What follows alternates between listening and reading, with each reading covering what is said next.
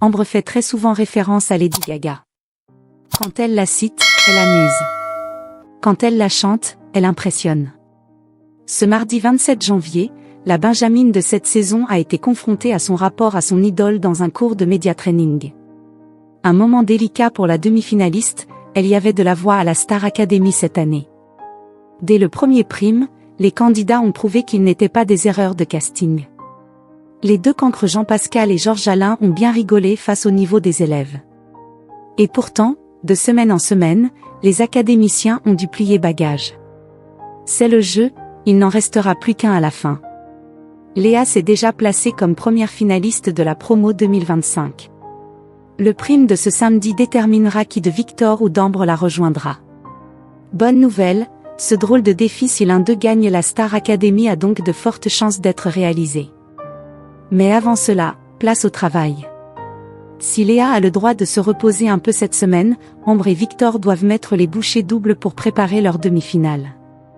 Avant cela, les deux candidats ont dû se plier à des évaluations spéciales. Sous pression, Ambre a pu trouver du réconfort auprès de Victor. Au-delà de la compétition, de véritables amitiés se sont tissées au sein du château.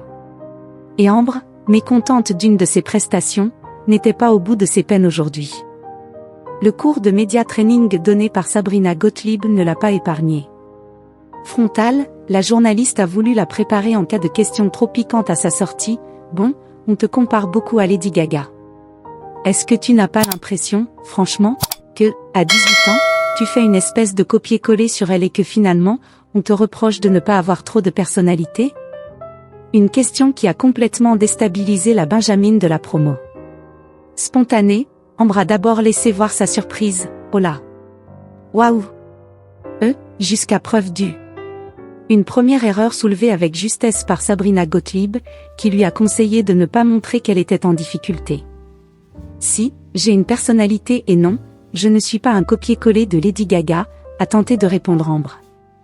Mais braqué, le ton de sa réponse n'a pas convaincu l'intervenante du jour. Tu es super, mais ne montre pas que tu es touché par la question, lui a conseillé Sabrina Gottlieb.